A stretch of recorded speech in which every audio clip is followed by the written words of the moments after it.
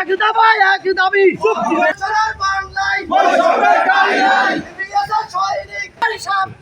মূলনীতি দুর্নীতি আর দুর্নীতি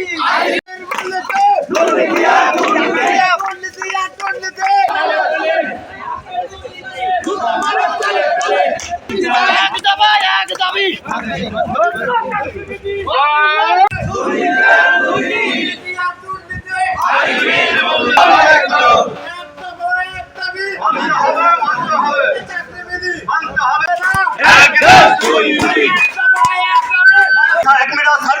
যে মূল্য দাঁড়ায় তার থেকে দোকানের মূল্য অনেক কম।